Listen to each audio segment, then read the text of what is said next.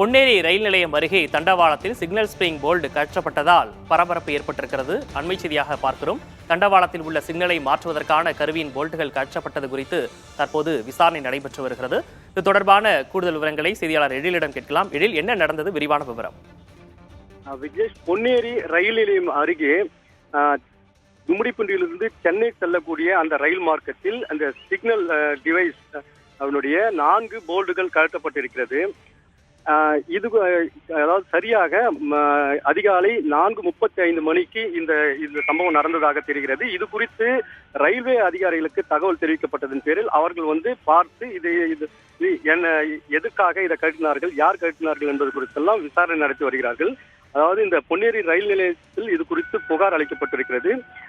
இந்த signal spring device என்பது இருபுறம், அதாவது நாம் பார்க்கக்கூடிய இந்த கும்மிடிப்பூண்டியிலிருந்து சென்னை மார்க்கமாக செல்லக்கூடிய அந்த மார்க்கத்திலும் சரி, அதே போல சென்னையிலிருந்து கும்மிடிப்பூண்டி வர மார்க்கத்திலும் இந்த சிக்னல் டிவைஸில் இருபுறமும் 4 போல்டுகள் கழற்றப்பட்டிருக்கிறது.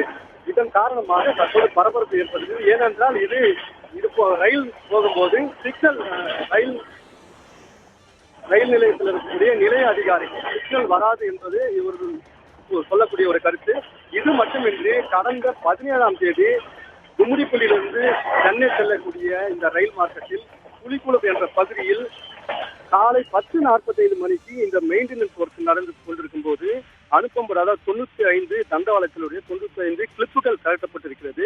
இது குறித்து ரயில்வே உயரதிகாரிகளுக்கு தகவல் தெரிவிக்கப்பட்டதன் பேரில் பொன்னேரி ரயில் நிலைய அதிகாரிகள் பொறுக்குப்பேட்டை ரயில் நிலையத்தில் இது குறித்து புகார் அளித்தனர். இந்த புகாரின் பேரில் ஒரு தனிப்படை அமைக்கப்பட்டது. டிஎஸ்பி கர்ணன் தலைமையில் தனிப்படை அமைக்கப்பட்டு அது விசாரணை நடத்தப்பட்டு வருகிறது. இந்த நிலையில் தான் மீண்டும் இது போன்ற ஒரு சம்பவம் நடந்திருக்கிறது.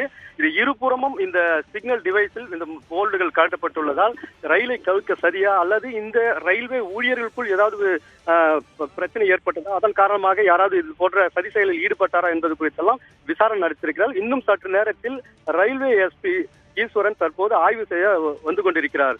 விக்னேஷ், கூடுதல் விவரங்களுக்கு நன்றி எழில்.